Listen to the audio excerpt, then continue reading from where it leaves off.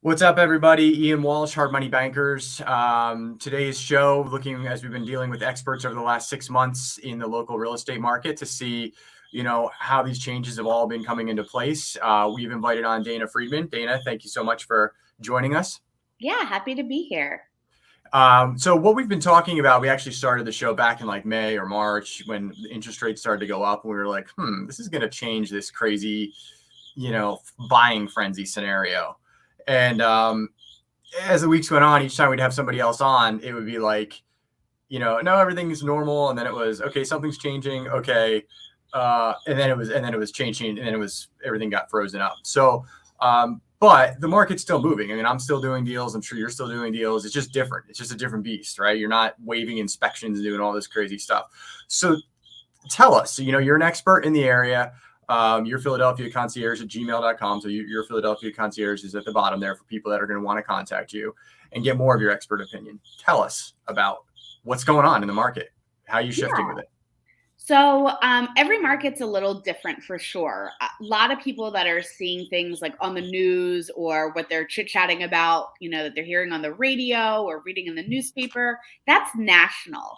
So you got to kind of take that with a grain of salt because the Philadelphia market is even very different from the, suburban market, right?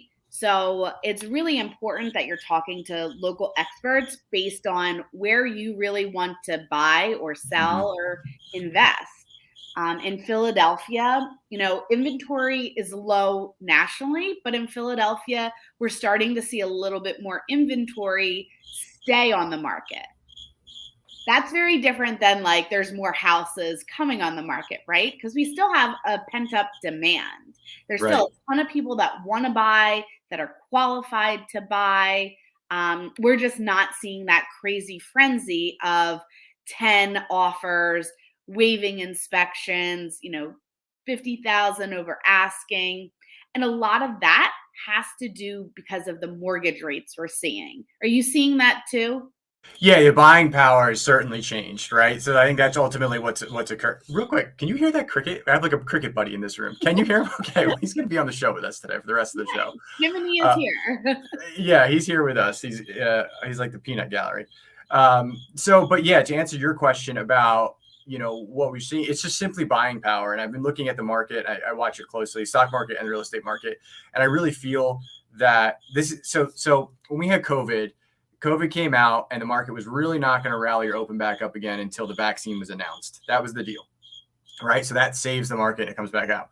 Well, the equivalency I think that we have right now and what's going on in inflation and the rates are the rates. So until I think we see the Fed decrease rates, that's the vaccine to the market right now. That's what the market's going to wait for in terms of fear. So I think your buying power is going to be an issue and fears in the market right now.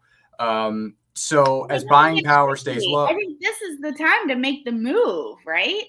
so I don't disagree. I think if there's still good deals out there, like I've seen some that really come across. You just have to know what you're doing. I think maybe your average person watching the news, which is like I always tell people, just turn your TV off. It's best for everybody because whatever information you're getting is a narrative that you don't necessarily they want you to think. So you're already late if you're using the news, the TV news. So that's why having somebody like you in front of somebody is like, look, I'm going to know this 3 or 4 months before the news even knows it, right? So there are great deals out there. I just think the shift has been in buying power because the simple fact of, if you're at 7% versus 3%, you're buying a half the price that you could have bought. And that's where we are right now. But people still have to move, right? People still move. Yeah, we talk a lot about don't worry so much about the sale price. What you actually care about is your monthly payment. And if the monthly payment makes sense, you should buy the home because rates are going to change regardless, and you can refinance. There might be better loan products for you. So it's really more about what does the monthly payment look like versus the sale price. Yeah, I think on an equity faction, I think everybody there's a real good lesson in these past 2 years to learn, which is, and we've always kind of said this, which is like equity is fake because it changes so much, right? So especially if you're in like a 20-year, you're staying in a house for 10, 20 years, like tomorrow it's 4% interest, today it's 7%. So buying on, the monthly payment is going to be a better avenue for a lot of buyers. I agree with that because unless they're using it as an investment property, particularly, that's a little different. But your average, higher end buyer or middle class buyer that So what was the saying? Marry the rate, not the house, or is that what we're saying? Is that what this? Is that what Date we're going the with? rate, marry the house. Yeah. That's it, right? So I don't know who came up with that, but it's everywhere now. So, do you have any advice for, or like, what are you seeing? Like, are you seeing buyers still buy? Are you seeing more listings hitting the market? Like, what are you personally seeing in your business? Yeah, so I'm seeing a lot of people want to buy, but they have a lot of fear and frustration because they're like, I want to get a good deal. I don't, I want to get a good house. And I think because of the past 2 years, buyers are just kind of exhausted. And I'm not going to lie, so are realtors, so are lenders, so are title people. All of us are exhausted. The market was crazy the past 2 years. So people are being a little bit more cautious because they don't have to make these gunshot decisions anymore. So what I'm really trying to do is heavily educate my clients so that they understand what's going on in the market. Um, a lot of people, when you're looking to sell somebody's house, you look at the comps, what has sold recently. But we have to be super realistic. So when I'm talking with my clients and I'm showing them houses that sold the past 3 or 6 months, I also have the conversation about what rates look like, what the demand in the market look like, because that had a huge impact. I'm also looking at what that house was listed at versus what it actually sold, because that also gives some really great ahas. And the biggest thing is people are seeing, oh, these houses in my neighborhood are selling over asking, but then when we actually dig into it, it's like, yeah, but look at what they originally listed their house for. It was a much more realistic number. Just because it sold high, look at how they presented it. They made it really appealing to the market and to the buyer. So having that clarity around the entire picture and that education piece has helped me and my team be really successful in getting our sellers top dollar and selling their houses quickly. Yeah, I think I remember this in 2008 that when you're going through like a market top or bottom in general, when you're cruising up, like the rule is when we were cruising up, it was just put your house on the market and somebody's going to take it. But then you get to a place where the general public or the person who's not in our business and they're listing their house, when you come across why is like an expert important? Because an education factor is really important because there's such a disconnect between what they think is reality and what is reality to what's happening. So I remember that lag in 2008 where it was like I used to wholesale properties. I was like from an investment standpoint, and I remember seeing like for like 6 months we would always go into houses and sellers were always like, nope, my house, the guy next to me sold for this. So we could never get a deal for like, well, we get deals, but it was so hard for people to finally, though, they accepted that the prices had dropped, right? And then when that happened, we go, oh, I think this is what a bottom actually looks like. Like I didn't know back then, right? Yeah. So I think we're going through one of those transitional phases right now with sellers and people listing their house and then people buying as well. It's like they're being re-educated to a changing market and being like, look, like I know this is what happened 3 months ago, 4 months ago, but this is a totally different beast. So really, like that's where great realtors come into play. Like that's where like that fine art of what you're doing with your team and that matters. It's not just quit my job, become a realtor. Everybody wants to list their house, throw it up there, and I don't even know how to do an agreement of sale. There's like a real art to it back in the market. I think right now. Are you seeing that? Is that what you're seeing with you and your team? Yeah, absolutely. And I think that the more that you take the time to explain that to your client, whether they're selling their house or whether they want to buy a house, you're building that rapport, you're providing them with, excellent knowledge and education. They're going to feel way more confident and way more prepared moving forward. So, it's something that I really pride myself on, and our team does a really excellent job. We won't sell a house if we don't think that the listing price is realistic, because then we're setting everyone up to fail. and that's not what we want. It doesn't make us look good. It makes the homeowner frustrated because they want to sell. So it really has to be a collaboration. I can't help you unless we're on the same page. It really is a team effort. Yeah, and that's tough as a realtor, especially when you're new and you're like, oh, I got a listing. I got somebody that wants to list their house. You're like, look, it's so I look at that as like as a realtor, I look at that and say that's part of being of busyness, not business, right? Because you're just creating busyness around yourself that's going to net nothing to anyone, not you, not the seller, not the buyer.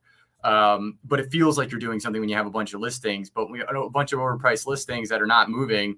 That's actually a huge headache in 3 or 4 months, is what that is, right? That's what that turns out to be. Because people are upset. Why don't I have showings? Right. Why don't I have offers? They can't move on to their next chapter in their life usually because they're relying on this sale to go through. So it's very much important for it to be a collaboration and everyone to be on the same page. Yeah, I think that's just great insight. On a totally separate note, are those blue light glasses? They are.